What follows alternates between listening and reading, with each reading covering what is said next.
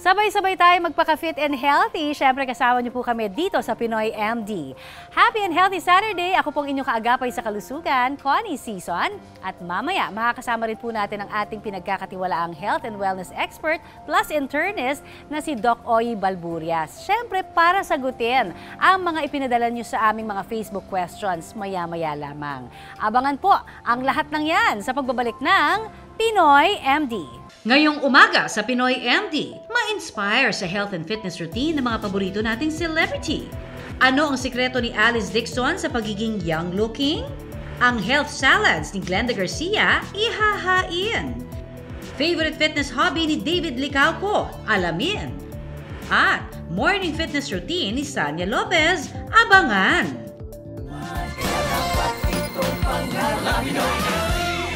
Ang mantra natin dito sa Pinoy MD, anytime is the best time to be fit and healthy. Gaya ng mga paborito nating celebrity na sa kabila ng kanilang busy schedule, hindi nagpahuli sa kanilang fitness routine. Una na nga riyan ang aktres na si Alice Dixon na sa unang tingin pa lang, tila hindi tumatanda. Top priority rin ng aktres na si Glenda Garcia ang pagiging healthy. Kaya sinisimulan niya ito sa pagpili ng mga wastong pagkain.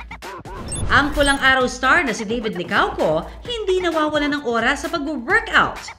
To be fit and healthy, goal din daw yan ng pulang araw star na si Sanya.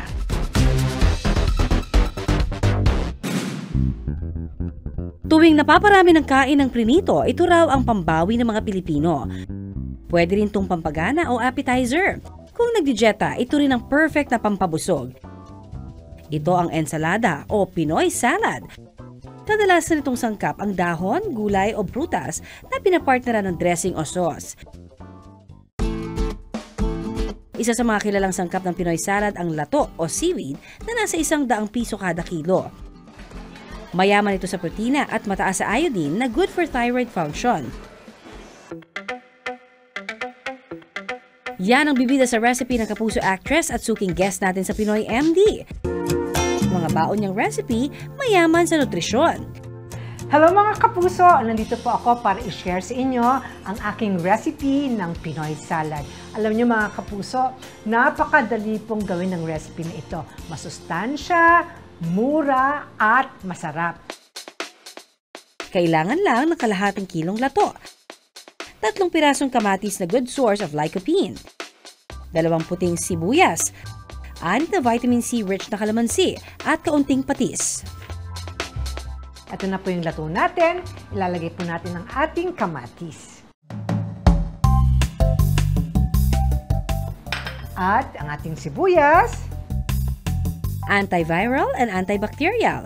Yan ang contra-infection mga kapuso. Pipigaan natin ng kalamansi. At lalagyan natin ng konting patis.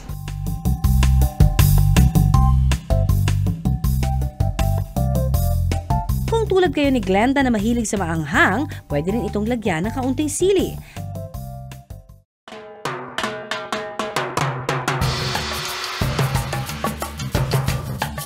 Gagastos kayo ng 90 pesos para sa 4 servings na ng lato salad. Marami po talaga tayong pwedeng gawin sa ating lato. Meron pa po ako isang recipe at lalagyan natin siya ng tinapa. Kailangan ng kalahating kilong lato, kamatis at puting sibuyas. Idagdag ang hinimay na 4 na pirasong tinapang galunggong na mayaman sa omega-3 fatty acid. At mga pampalasang suka, bagoong at asukal. Ilalagay din po natin sa ating lato salad ang kamatis. Kanina po mas maliliit yung kamatis natin. Bahala po kayo kung ano pong gusto nyo cut sa ating kamatis. Siyempre, ang ating sibuyas. At ang ating dressing, ito po ang ating suka. Lagyan po natin siya ng bagoong. Depende po sa panlasa po ninyo, no? Siyempre, kailangan hindi siya maalat. Kailangan alagaan natin ang ating kidney at lagyan natin ng sugar. Lahat po yan to taste po. Depende po sa panlasang gusto niyo. Tikman nga natin. Ang sarap! Ihalo na ang dressing. At ang ating tinapa. Hinimay na po namin to. At syempre, kailangan ingat-ingat. Alisin ang tinik. Naglagay ng kaunting sili si Glenda na rich din in vitamins. Alam niyo mga kapuso, kasi ako talaga mahilig ako sa maanghang na pagkain. Mas na-enjoy ko talaga ang pagkain kapag maanghang siya. Kaya, laging may sili. Ayan, ito na po ang ating Pinoy salad, lato with tinapa. Good for 4 persons na ang Pinoy salad na ito for only 150 pesos.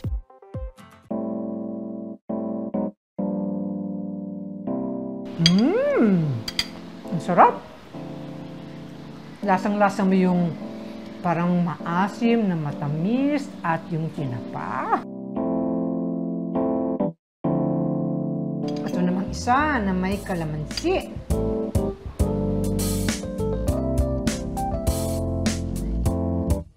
Ang sarap din. Lasang-lasang mo yung kalamansi tapos konting patis. Kung nabitin naman kayo sa mga recipe na yan, narito pa ang isang salad recipe na very Pinoy ang timpla. Kailangan ng 1 head of lettuce na siksik sa mga bitamina, julienne cut ng medium pipino and carrot, isang sibuyas at isang portion ng kalabasa. Kailangan itong ilaga para lumambot.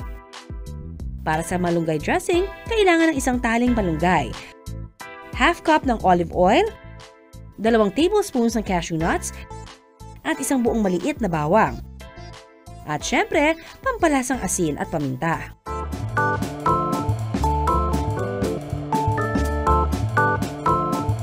Una munang ilagay sa blender ang mga sangkap para sa malunggay dressing.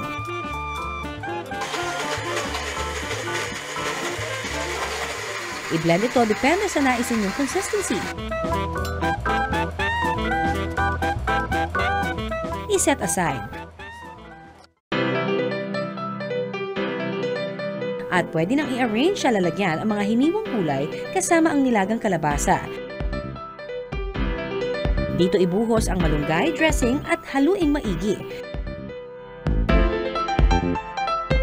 Pwede nang iserve ang pesto malunggay salad na only 150 pesos lamang ay sapat na sa 4 na tao. Talaga namang malaking bagay para sa kalusugan ng pagkain na masusustansya. Patunay nga riyan si Glenda na isang cancer survivor. Nako, syempre napaka-importante na yung kinakain natin na masustansya. Kailangan natin ng balanced diet kasi para makaiwas tayo sa kung anumang mga sakit. Mula sa matinding aktingan at iyakan sa taping ng teleseryeng Lilet Matias, Attorney at Law, si Glenda hindi pa rin nakakalimutang maging fit and healthy. Sa kanyang Instagram, ipinost niya ang kanyang photos habang naglalaro ng tennis. Nakatutulong raw ito sa kanyang liksi at bilis. Kaya naman sa edad na 54, ang fitness routine ni Glenda wala pa ring mintis. Isa rin sa kanyang sikreto ang healthy diet. Sa susunod na kakain, huwag kalimutan ang mga Pinoy salad sa hapagkainan. Hindi lang ito nakapagpapatanggal ng ungay, mainam pa sa kalusugan. Sabi nga nila, prevention is better than cure. Samantala, para sa mga usaping pangkalusugan, ito po ang legit. Kaya unahin na natin ang mga ipinadalang tanong mula sa ating mga ka-Facebook out there. Sasagutin niya ng ating internist and health and wellness doctor na si Doc Oyi. Eto na, Doc Oyi, for our first Facebook question. Good morning, Connie, at good morning po sa ating mga kapuso. Eto, first question mula kay John Ray Villegas Ang. May problema raw ba siya sa kidney kung madalas masakit ang kanyang tagiliran kapag kumakain siya ng maalat? John Ray, hindi naman ganun yun.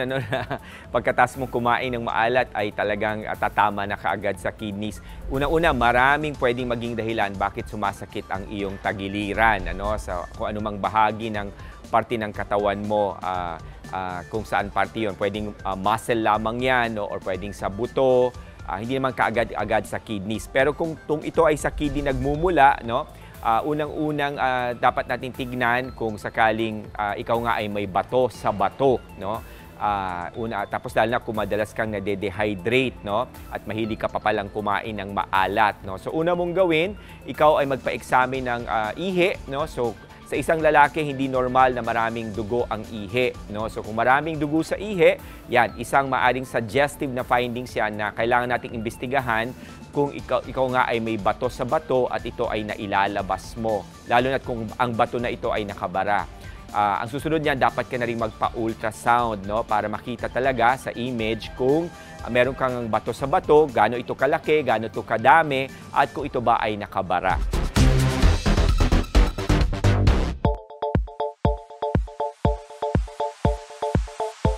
Beauty queen, commercial model, ang nag-iisang I can feel it girl. I just know, ika-cancel na yung airtime ko. Tungkol ba sa isang babae na nag-iwan ng sanggol sa isang lugar na katulad nito? At aktres, Sabi ko dapat pinaputos mo na lang sa maid para ipagawa yung pantalon mo. Dapat malaman ni Long ito. Okay? Kasi, specialty ko yan. Pero, I have good news and bad news. Ano bang gusto mo unahin? sino nga bang hindi mapapahanga sa maladyosang aura ni Alice Dixon? Magandang umaga mga kapuso. I am Alice Dixon. I am going to give you a lot of tips today on how to age gracefully. Marami po kayong matututunan. You guys will be able to feel it because sabi nga, I can feel it. Bukod daw sa regular na pag-ehersisyo at pagkain ng wasto, isa raw sa beauty secrets ni Alice ang pag-detox. Ginagawa niya ito sa pamamagitan ng pag-iwas sa pagkain ng processed, high-fat at sugary foods. Mas kumukuha rin daw siya ng nutrisyon sa mga gulay at prutas. Nandito ako ngayon para i-share sa inyo ang juicing steps ng ating 6-part detox. Ang gagawin natin ngayon juice ay cucumber, pineapple, carrot, apple juice. Preferably po organic. Bakit po natin kailangan organic? Kasi pag dinidetox natin ang katawan natin, kailangan pure po ilagay natin sa mga katawan natin. Walang mga toxin na galing sa pesticide, chemicals, etc. Sa detox process ni Alice, pansamantalang iiwasan ang pagkain ng solid foods. Sa halip, liquid intake lamang daw muna gaya ng juice. Paalala mga kapuso, maaaring epektibong paraan ito ng pag-detox pero siguruhin mo nang may go signal ito ng inyong doktor bago nyo subukan. Para gawin ang 6-day detox ni Alice, isa lang ang mga prutas sa juicer. Hanggang sa makuha ang katas nito. Pihadong rich in vitamins and minerals ang mixed fruit juice na ito dahil sa pinagsama-samang benefits na makukuha sa pipino, pinya, carrots at mansanas. Pwede rin naman daw gumamit ng blender. Yun nga lang, mas kaunting benepisyo ang makukuha sa resulta nito. Yan, kita nyo po ang richness ng kulay ng fresh juice. Alright, puno na po siya. I-off na natin dahil po sa detox na recipe. Kinakailangan niya na wala pong fiber kayo. Okay? And also, iwas sa sugar. So look at this beautiful juice. Now, this is all nutrients and vitamins that your body needs. Walang fiber. Purong-purong juice. Naku, inumin ko na to. Sarap.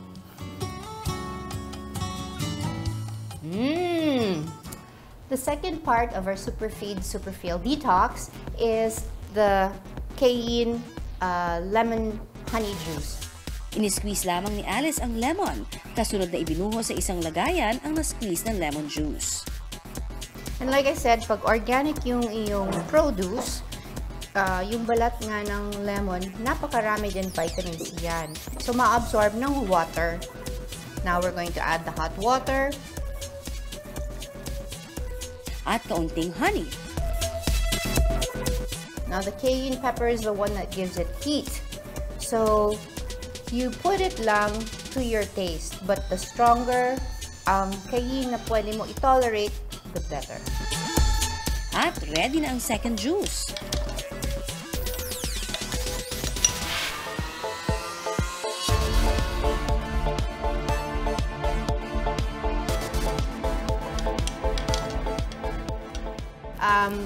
Kung earlier, ginawa natin ng juices, ito naman is broth ng vegetables, which is highly rich in potassium naman. Kasama rin ang gulay sa detox process ni Alice. Para sa potassium broth, unang inilagay sa kaserola ang celery stalks. Kasunod ang 5 tinadtad na sibuyas at balat ng patatas. May 5 ring carrots at ang beets. Lagyan ng tubig, isa lang mahinang apoy sa loob ng 3 oras. You can have as much potassium broth as you want throughout the day. Lalagyan niyo po ng coconut oil dahil ang coconut oil is the source of your good fat. Kasama rin sa 6-day detox challenge ni Alice ang vitamin shake. Hindi rin mawawala ang fresh buko juice at ang tsaa. I felt a surge of energy kahit na hindi naman ako kumakain ng full meals. And I noticed I felt lighter, mas magaang ako. Pero you should do the detox hindi para pumayat. Dapat ang concern nyo is to clean your body, to cleanse your body kung ano yung mga toxin ang nasa loob. Hindi lang naman juice ang kinakain ko pero iniinom ko, but I would supplement my regular foods with juice. And they could see that you look more vibrant, you look more glowing. Because yun nga, you're feeding your body live food. Talagang hindi papaawat sa ganda at kaseksihan itong si Alice. Noong 2014, sa edad na 45, nag-post pa sa isang men's magazine. I'm not afraid of aging. I'm not afraid of getting older because I take care of myself. And I just try to stay active and happy. And there's so much that I can still do with my life. Kumbaga sabi nila, age begins at 40. Kaya para naman sa mga kapuso nating 40-something dyan na feeling losyang na at nagtatanong how to age like Alice. Tip number 1, huwag magpapaka-stress, matulog at magpahinga ng sapat. Ayon pa kay Alice, bukod sa maayos na tulog, importante pa rin ang pag-eehersisyo at ang pagkain ng tama. To keep yourself hydrated. At kung makakainom kayo ng pure juices without a lot of sugar, makakatulong po yun. And also, eat a lot of vegetables. At syempre pa mga misis, pahalagahan ang kutis.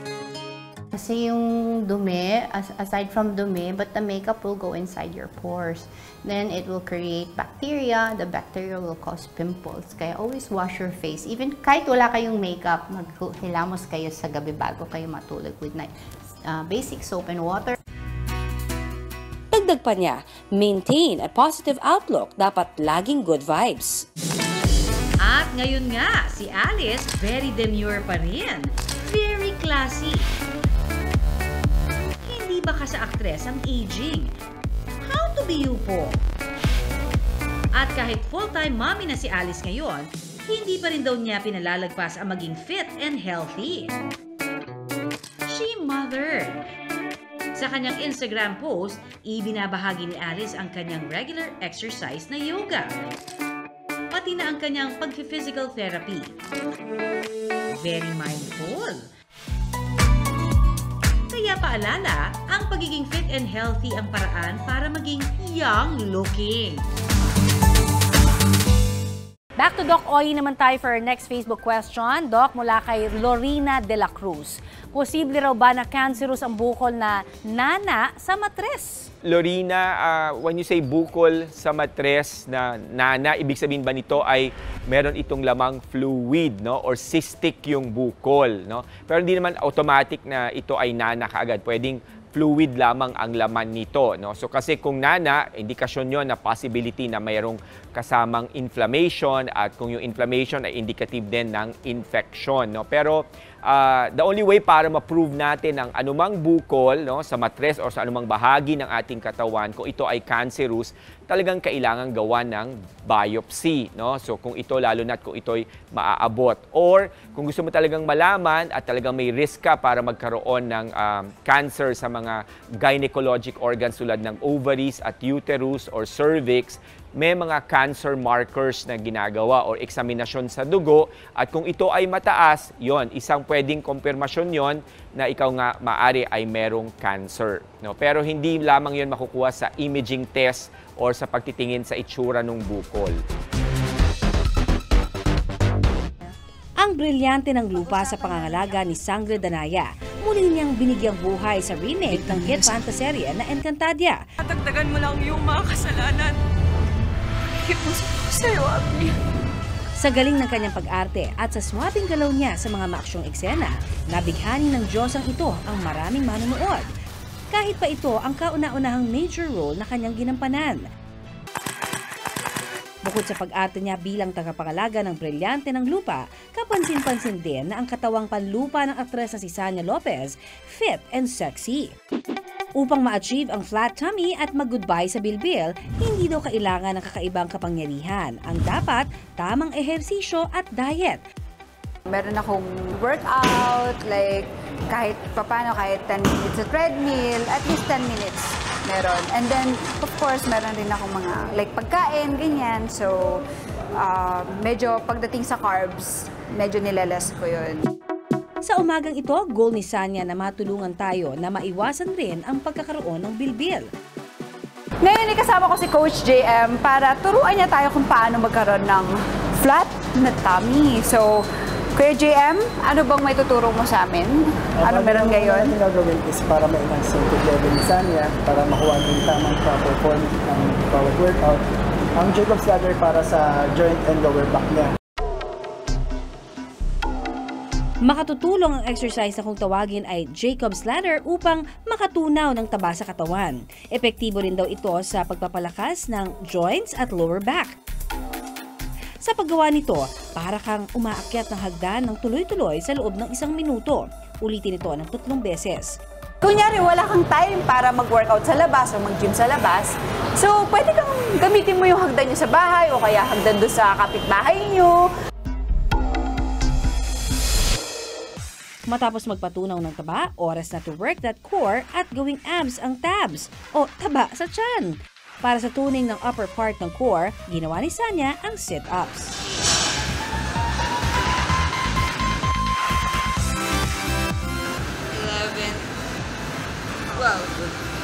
Wala kayong ganito, pwede naman yung plastic bottles, tapos lalagyan nyo ng water. So, nakakatulong yun. At para mapaganda ang lower core, ginawa ni Sanya ang hanging leg raise.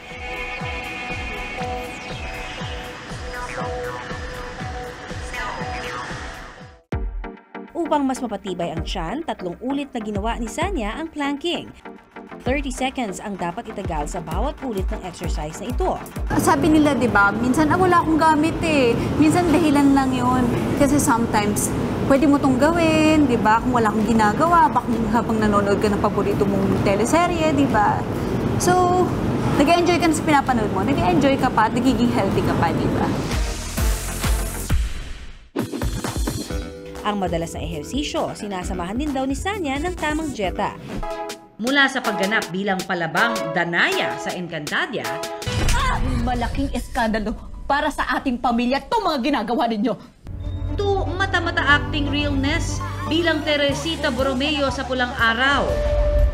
Mama, batid din yung pangarap na namin ito noon pa man. Talaga namang for the heavy roles palagi ang kapuso actress na si Sanya. Good morning. Kakagising ko lang, halata naman sa face ko dito. Para ready raw si Sanya sa kanyang mabibigat na eksena, baon daw niya ang energy na kakailanganin niya. I'm really excited na i-share sa inyo kung ano ba yung ginagawa ko to stay healthy and fit kahit na nandito lang ako sa bahay. Sa kanyang vlog, ikwento ni Sanya ang kanyang morning routine. Every morning talaga, matik yan, kape na agad. Para ma-boost ang kanyang energy, sinisimulan nga raw niya ang araw sa paghigop ng black coffee. Woo! Mahon tapong parang siya. Oy! Gawin itong high knee workout. At kasunod nito, ang 15 to 30 minute na workout. Wala naman kayong ganitong gamit. Ang ginagawa ko lang po talaga ay planking. At ang resulta, talaga namang hindi maitatanggi. Tamang diet at tamang ehersisyo, ang lahat ay dapat kontrolado upang ang katawan hindi magdusa, kundi maging Diyosa. And for our next question, Doc Oyi, posible raw ba na bumalik ang tuberculosis pagkatapos ng gamutan? Oo naman, pwedeng-pwede, lalo na't kung meron tayong tinatawag na multi-drug resistant tuberculosis. Kaya nga importante na pagka ikaw ay ginagamot sa TB, ito dapat ay tuloy-tuloy at kumpleto. Kung 4 ang binigay na gamot, dapat lahat 4 ang iinumin. Kasi maaring magdulot ito ng multi-drug resistant tuberculosis kung saan yung TB, kung nagsimula sa baga, pwede itong pumunta pa sa kung anumang parte pa ng iyong katawan. Pwede tayo magkaroon ng TB sa buto, no? Nagkaroon na rin ng TB meningitis, no? Kaya importante ang sapat at akma at tuloy-tuloy na gamutan pagdating sa tuberculosis.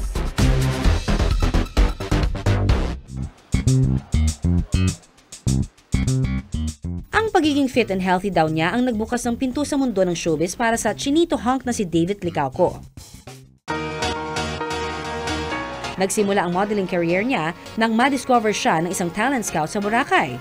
Simula ron noon ay naging sunod-sunod na ang opportunities na dumating kay David. Hindi ko ba siya makita? Hanggang sa nasabak na rin siya sa acting. Kahit yun lang. Bagaman baguhan pa lamang sa industriya, nabigyan na agad siya ng mabigat na drama role. Ito raw ang pinaka-challenging at memorable role niya. Ngayon na nakita mo na ako, hindi na ako makawala sa buhay. Well, growing up kasi, athletic ka talaga ako. First, nag-taekwondo ako, kasi nag-compete ako. And then, after that, basketball. Parang buhay ko na yung workout. Parang hindi talaga ako nakaka-function well in my daily life kung di ako makapag-workout. Pero alam niyo bang tough on the outside man, may soft spot naman para sa kanyang fans ang chinito kapuso natin. I used to not appreciate showbiz because parang ang babaw and all, but like now na I've come to realize na kung ano yung true meaning ng showbiz, like to make other people happy. By the mere fact lang na magpapapicture sa akin, parang super happy na ng tao. It's a blessing na nakapagpa-happy ka ng tao. At ngayong umaga, hindi lang magpapakilig si David, kundi maghahatid din ng fitness inspiration sa isang bootcamp workout kasamang ilan sa kanyang mga fans. Good morning mga kapuso! So today, ang gagawin natin workout ay bootcamp workout. And since bootcamp siya, kailangan group siya. So today, sasamahan tayo ng aking mga fans. Nagdala ako. So si Rose, si Jonah, and first si Ina. And of course, si Coach Gian, siya yung magtuturo ng workout natin for today. Kamusta? Ready na ba? Yes, ready na. Okay, let's start with the warm-up. Okay, game. Sige, line up. Come on. So, na-derive yung bootcamp sa military style ng exercise. So, grupo yon wherein talagang tinitrain ang militar na maging malakas, mabilis, talagang tumatagal sa kahit na anong hirap. Yun ang pinopromote ng bootcamp. And then, from time to time, nakita yung benefits nito na pinapalakas ang buong katawan ng tao. Gaya ng ibang klaseng workout, kailangang mag-warm up muna sa loob ng 5 hanggang 10 minuto. Inhale and then exhale. Good. And let's go reverse. Come on, you have to feel your shoulders. Good. Pagkatapos ito, magsisimula na ang bootcamp workout proper. Pili na kayo ng body nyo? Okay, body kayo? Okay. So, all throughout the exercise, you have to motivate your body. For me, mas okay yung may workout body ka, yung ipupush ka talaga to your limits sa parang, oy tara, workout na tayo. Diba? Kasi tendency kapag mag-isa ka, mag-phone ka lang or magka-text ka. High-intensity interval training ang kadalasang programa sa isang bootcamp workout. Ang mahihirap na workout, gagawin ng mabilis at sa pagitan lamang naman ito ang mas magaang routine naman. Sa modified bootcamp program para sa grupo ni David, gagawin nila ang battle ropes na mabuti para sa cardiovascular and upper body endurance. So beat campers! Alright guys, fired up! Ready in 3, 2, 1, and let's go! Inhale and then exhale. Keep on going, motivate each other. Let's go! Good.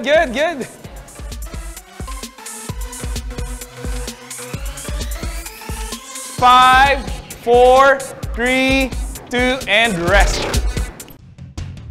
Pagkatapos ito ay gagawin nila ang planking na nagpapalakas ng core. 5, 4, 3, 2, and down. Awesome work. Ang step-up drill naman ay nakatutulong para sa maayos na koordinasyon ng kamay at paa. 1, and let's go. Inhale, exhale. Then you can swing your arms into your nose, then out your mouth.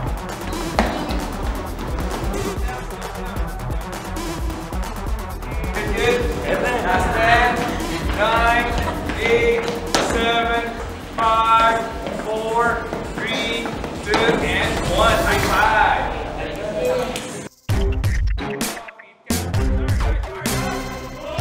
Ang suspension training nagpapalakas ng likod at mga braso.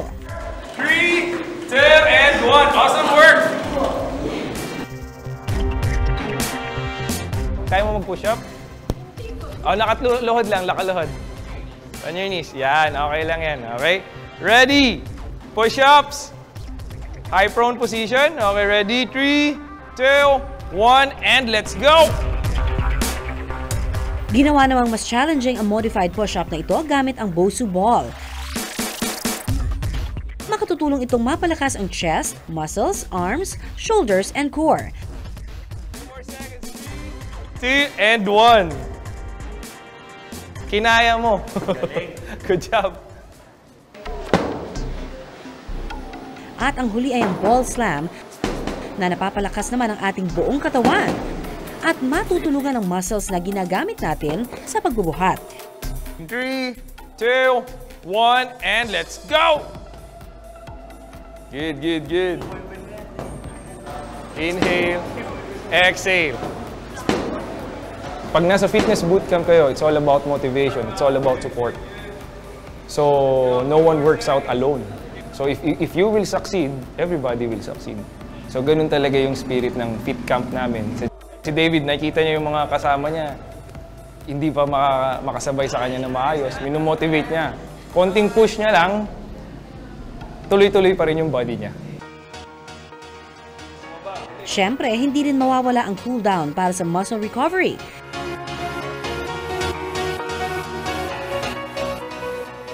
Kamusta workout? Okay naman. Mas may motivation na ako. Ikaw, Ina. Masaya. Ang kapag. Para maging sexy ba? Healthy. Para may shape din. Para mas maging firm. Para mas maging fit, di ba? Salamat kayo, sir. Salamat sa pagsama. I appreciate it. I appreciate it. Chinito Hang to pambansang Ginoo. Naging abala si David Licauco sa sunod-sunod na projects matapos ang primetime series na Maria Clara at Ibarra. Matamay ka, Hiroshi. Nano yoda? Nagbabaka sakali ramang ho ako.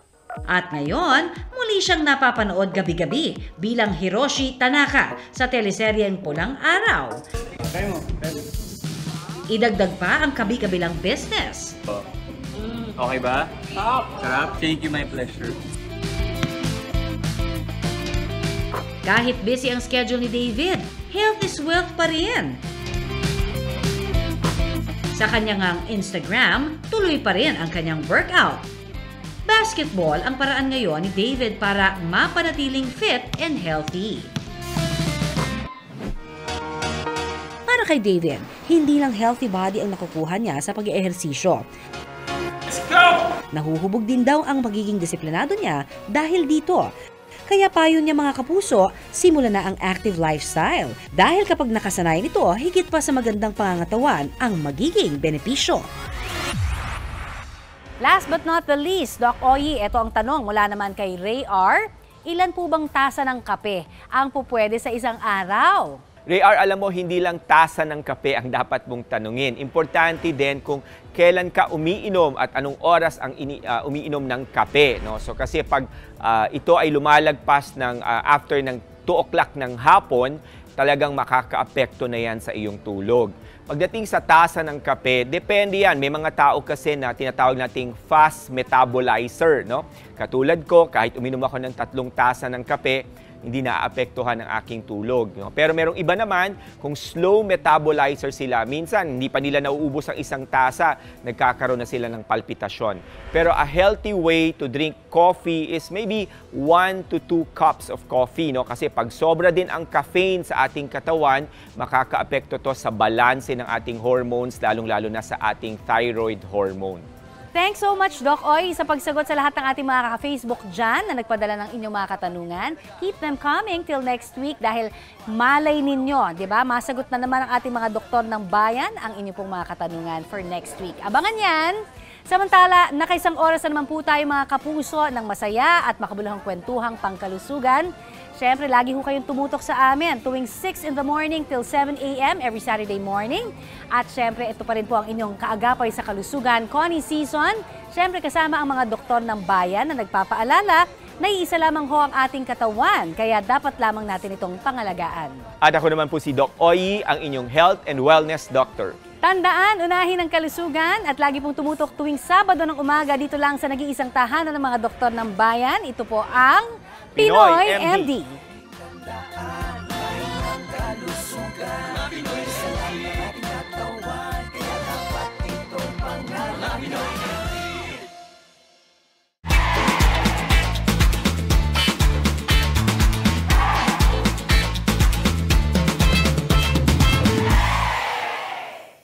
Maraming salamat sa pagtutok sa Pinoy MD. Para po sa iba pang kaalaman tungkol sa ating kalusugan, mag-subscribe na sa GMA Public Affairs YouTube channel. And of course, don't forget to hit the bell button for our latest updates.